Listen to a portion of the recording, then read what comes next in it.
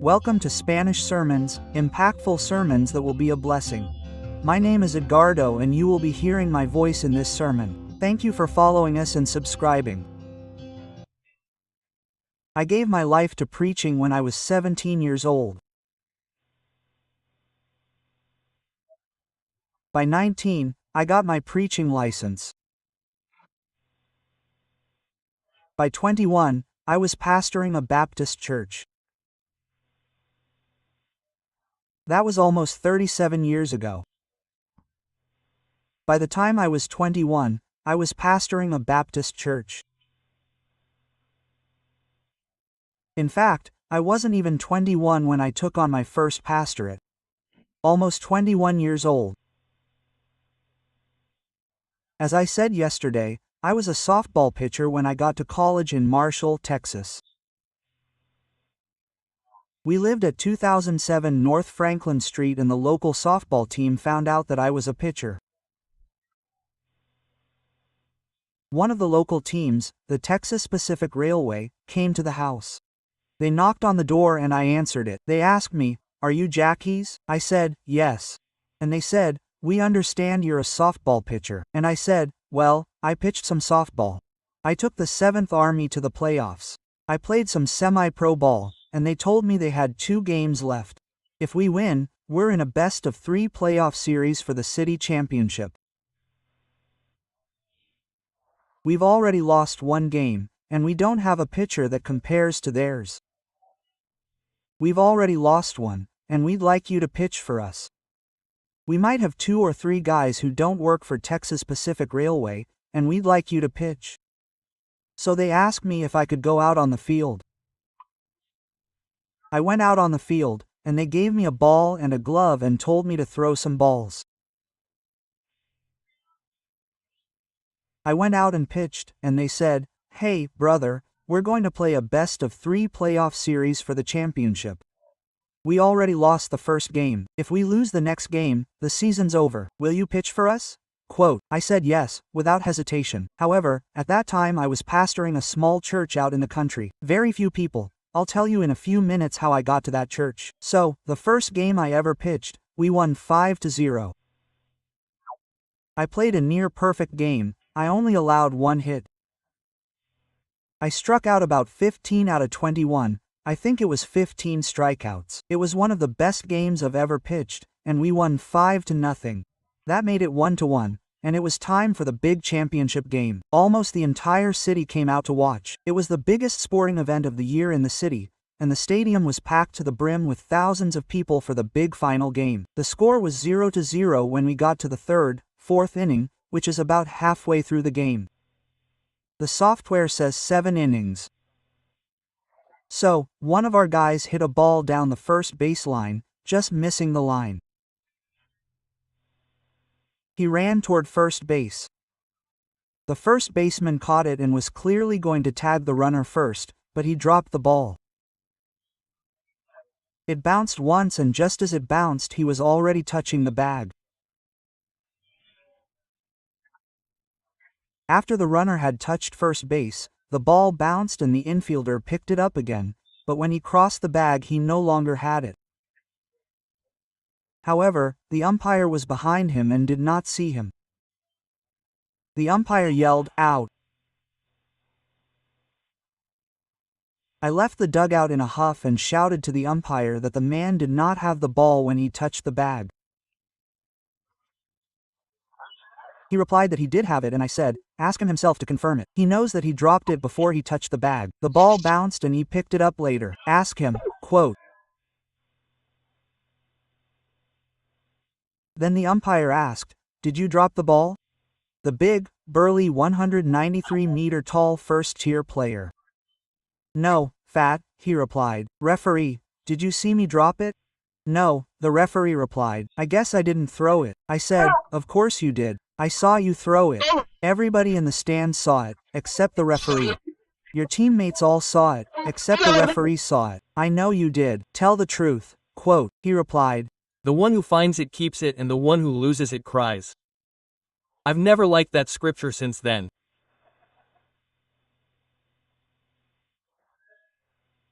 I said, man, you're lying, you dropped the ball. You know what I mean? He said, well, the referee didn't see it. I guess not. Quote. And I said, hey, man, wait till you get up to bat. I'm gonna send you for a quick lap where the snitch is coming from. I guarantee it. I'm not a very good pitcher now, but back then I could throw the ball just as hard underhand as I could overhand. If I had hit him in the head, I would have knocked him out of his life. As fate would have it, I was the first guy up to bat in the next inning. Guys, I didn't aim for his head, really. I aimed for a target that big, but right before I threw the ball, the target moved right in front of his head. There was a big, fat guy, 6'3", just like him, and that target moved right there and I aimed for that target and, man, the ball went right on target. If I got a base a game, that was my quota and I couldn't throw as fast as some guys, but I could throw it where I wanted to and it hit him in the head, right in the head. I pretty much knocked him out of his life and I was hoping for that. So then, he picked up his bat and threw it just like that and the ball hit the bat and rolled down the line towards first base. It was in the field a few feet away. I had to go and get the ball and he decided he didn't care if I got to first base. As long as he sent me to heaven with his swing. I didn't care if I got the ball back either. As long as he went to meet the guy while he was coming towards him.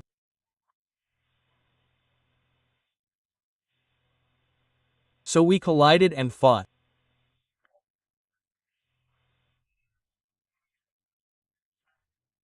He was bigger than me, maybe 4 inches taller than me and 60 pounds or so. So I had to use some extra tricks. Like gouging his eyes out, pulling his hair out, putting my knee between his legs, things like that to even the odds, you know. And you know what? We had a real fight, a real showdown, a drag out.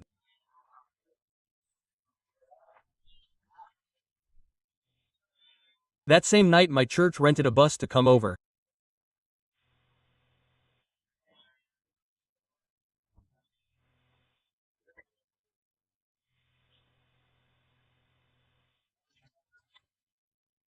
My 40 members were up there in the stands, proud of their pastor who was elbowing, kicking, and pulling hair until it hit me. Holy, oh, honey, I'm the pastor. Marshall, Texas, had only 22,000 people, and I bet a third of them were there that night watching the Reverend try to beat the hell out of a guy, and he would have done it if he could.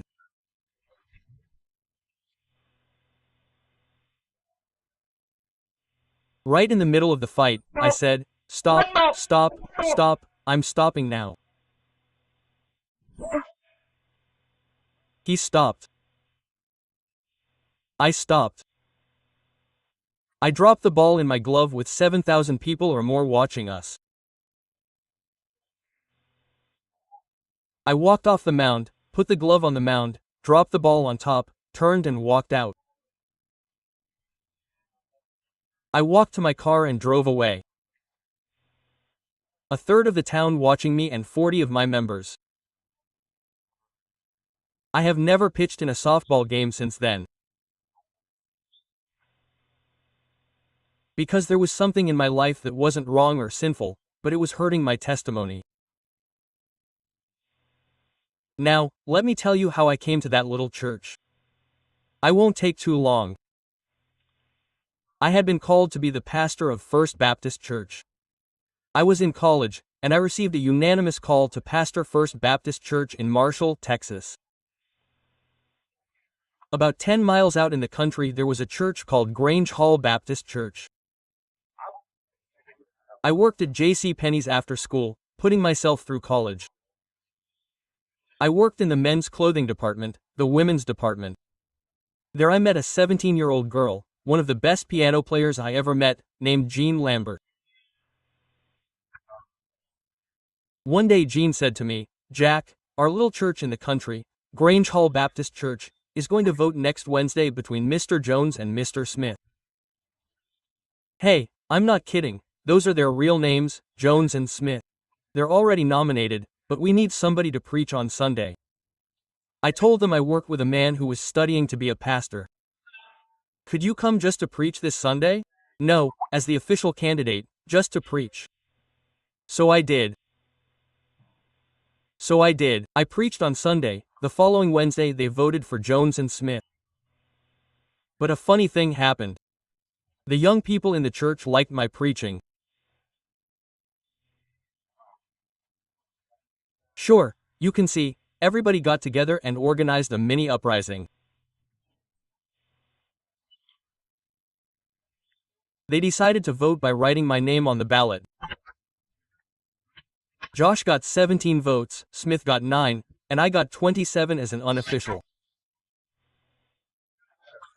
So I was called to pastor that church by a vote of 27 to 26.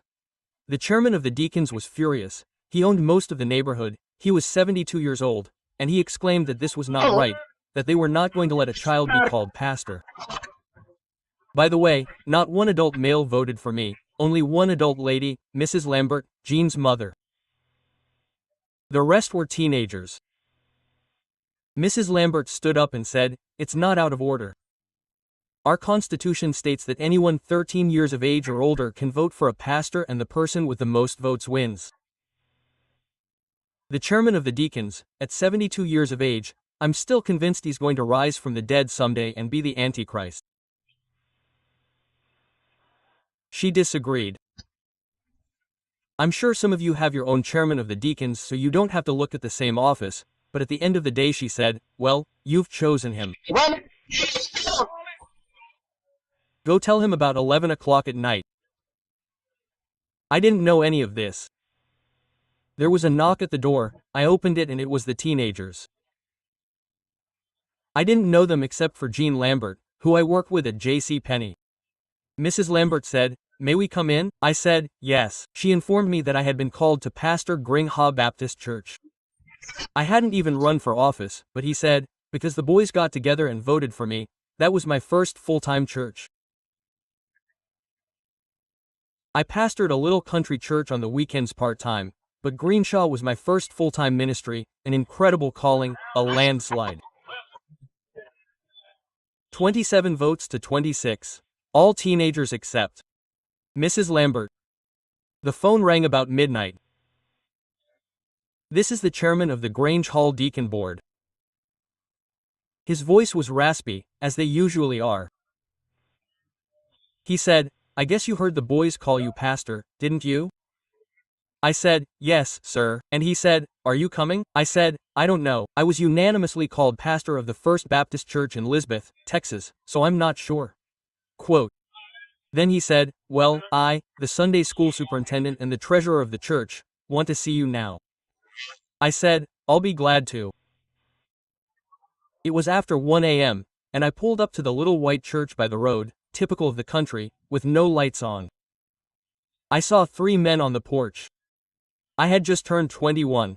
They said, come in. Have a seat. Quote, I was in the front pew. All 3 of them stood up.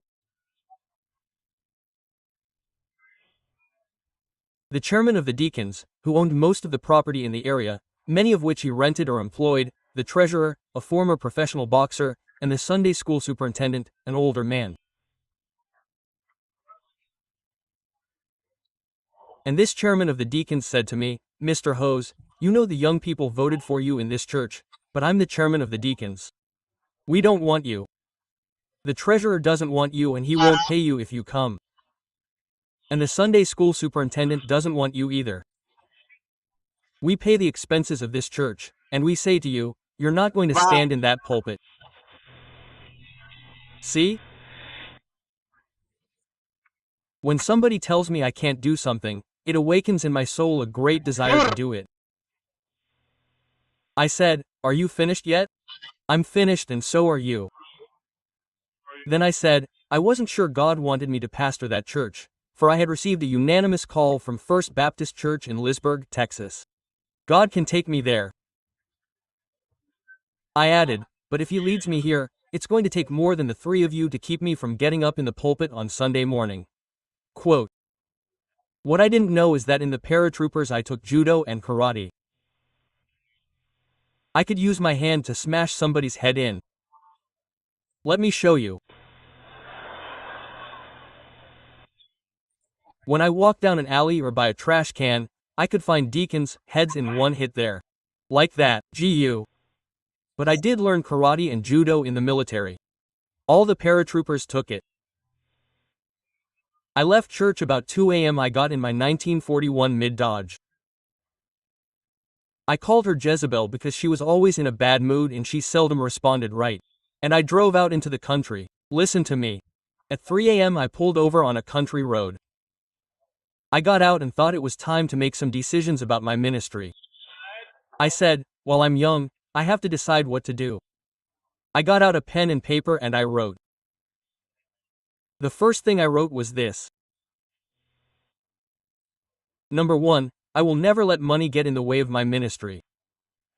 If I don't get paid, I'll go anyway. That's not the point. I've pastored 5 churches and I've taken a pay cut every time I've changed churches. I've never asked anybody how much it was going to be. I've never set a stipulation of any kind of fee for pastoring or preaching. I never have. I never will. Why? Listen, young people, you need to establish some principles. Listen to me. Establish principles that will determine what you do. For example, it's a principle of mine that I wouldn't kiss a girl. That's settled. 2 and 2 is 4. That's a principle. It's a principle of mine and it's been for years that money is no object.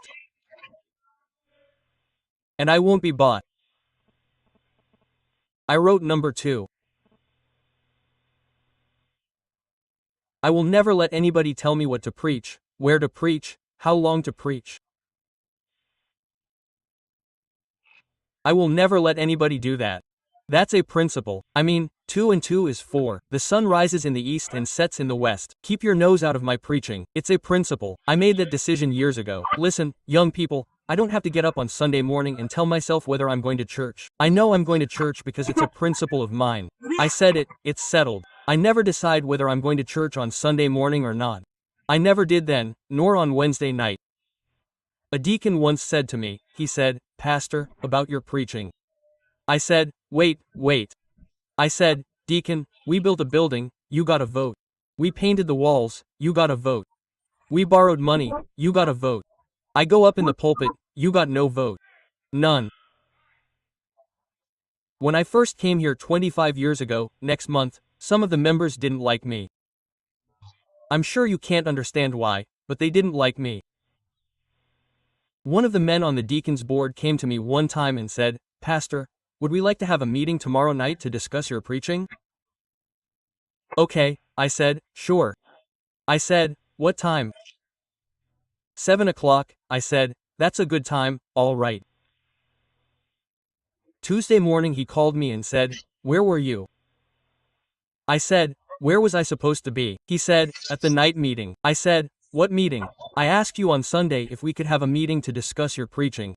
I said, you can have one every night if you want. I'm not going to show up. Didn't I tell you I'd be there? You can meet Monday, Tuesday, Wednesday, Thursday, Friday, Saturday, Sunday, and all week long until Jesus comes if you want to. But what I preach is none of your business. You know what this country needs? This country needs old-fashioned men of God who get the messages from heaven and have no fear of man, but fear God to preach right from wrong. I love these young men here. I guarantee you one thing, I wouldn't cut my sermon to please them. I'm against going swimming together. I'm against any kind of a movie, whether it's on the screen, in the theater, or on the screen, on your television. I'm against it.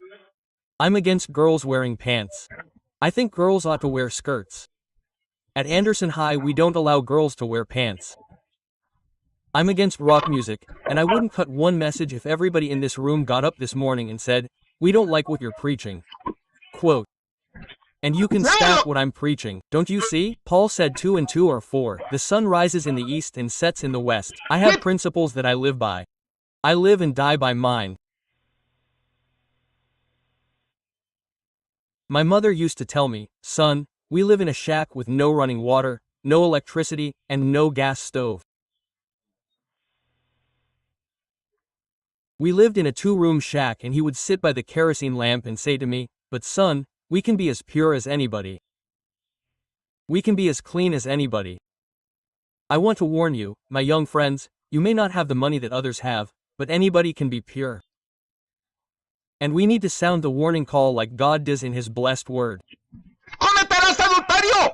Thou shalt Como not commit trueno. adultery like thunder, decency, purity, Pureza. chastity, and morality. Inmoralidad. I said at 3 o'clock in the morning, not only is money not going to be an issue in my preaching, but nobody is going to tamper with it. I wrote number 3. I don't know how it fit in, it had nothing to do with the night. I said, number 3, I will be a friend to my friends. I will not require my friends to be enemies to my enemies. Now ask anybody that knows me. Just ask anybody that knows me and ask them if I am a friend to my friends and you will get a positive answer. Why? It's a principle. I have a friend who is in trouble, I am in trouble. I have a friend who is in need, I am in need. I have a friend who has some needs, my job is to provide. Why is he my friend? Number 4. I will not give my allegiance to institutions, I will give my allegiance to the truth. I want to make a statement to you. I believe in going to Christian colleges. I believe you are not right with God if you go to a pagan college. But I want to say this, I will not pledge my allegiance this morning to Hyles Anderson University. I will not do that at all. The day is coming when Bob Jones University will be liberal, Tennessee Temple University will be liberal. Hyles Anderson University will be liberal. Those buildings out there we are using only to spread the truth. Before the liberals take over, we are trying to hold out as long as we can because decay is inevitable and death will come. So my allegiance is to principle. As long as Henderson University stands by my principles, I stand with Hyles Anderson University. But I don't think anybody should swear allegiance to any institution. Heal loyalty to the truth and support institutions that support the truth. Listen, institutions change. The truth never changes. Right will never change to wrong. Oh, you say, this is a new century. And that means the permissive society is all right. I don't care what era it is, the Bible doesn't change and the truth doesn't change. Right is always right and wrong is always wrong.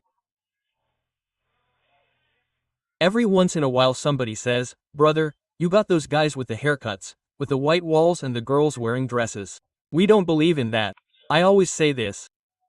Go back to your camp 20 years ago and you'll find what you used to believe.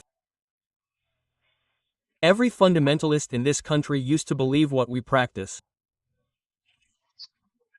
Just go back to any Christian camp 20, 25 years ago and look at the pictures you took at Christian camp and you'll find the standards I have today are the same as you had yesterday. Truth doesn't change. You gave your allegiance to a denomination and it changed and you changed. You gave your allegiance to a school and it changed, you changed. I gave mine to the truth and the truth never changes. Number 5. I will base my decisions on one thing only, right and wrong. I will not calculate how something turns out to decide what I will do. I will do what I believe is right. I don't care if it lands me in jail. I will do what is right. I will do what I believe is right. I don't care if I lose all my friends. I will base my decisions on what is right. Those decisions, principles that I established many years ago. You could do a lot worse than choosing the same ones. Do what is right. Old Dr. Bob John Sr. used to say, do what is right. Do what is right. Do what is right. Do what is right. If it falls on you, do what is right. Do what is right. These decisions have guided my life through these years. money, preaching, friends, right? And what is right? Young people, give me 3 minutes of your undivided attention.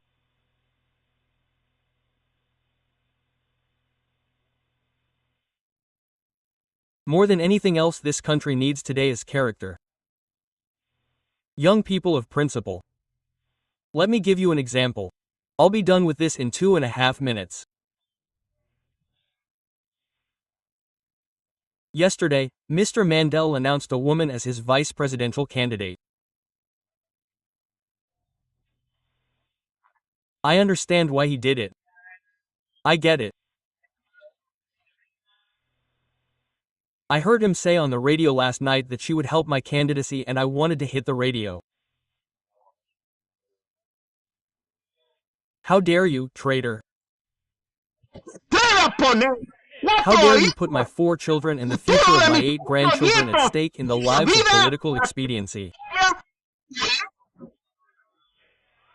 The issue is not whether she's a man or a woman. That's not the issue. The issue is that he doesn't have the right to choose someone who is a heartbeat away from the White House and the presidency of my children and grandchildren just because he helped her get elected.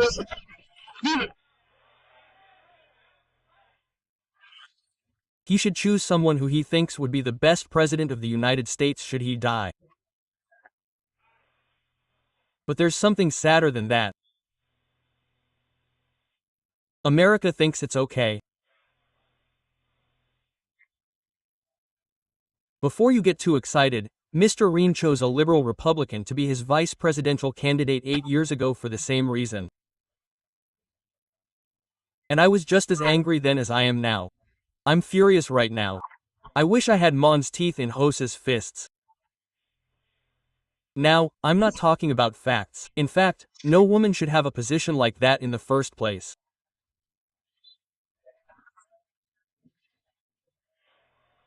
Anyway, I mean, a woman should be home making brownies, chocolate chip cookies, loving her husband and raising her children, going out and winning souls to the Seed Club.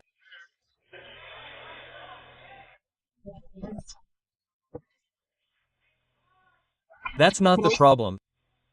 The problem is that it seems like the whole nation, from the White House to the toilet, seems like everything is fine if it's convenient and helps me get elected. You're saying I'm against a woman? I'll be honest with you. I'd rather have her than a Mandel. I mean it. She hasn't proven herself a criminal yet. He already has. She might be the best man for the job.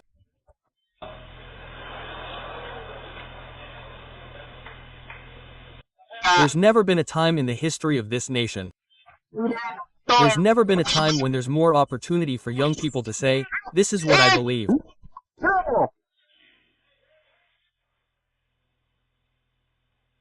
What an opportunity. I believe it, I live for it, taking the pulpit. We've got a lot of effeminate preachers running around in the pulpit. You know, I was listening to the news the other day and they said the Methodist denomination is running out of preachers. What they don't realize is they've been running out of them for years. You know why they're running out of them? I'll tell you why. No red-blooded American boy wants to be a effeminate preacher in a skirt and tie. You never saw one. Look, it's Sunday morning. Watch me. Let's worship the Lord in the beauty of His holiness. No red-blooded American boy says, Mommy, that's what I want to do when I grow up. Not one, not one.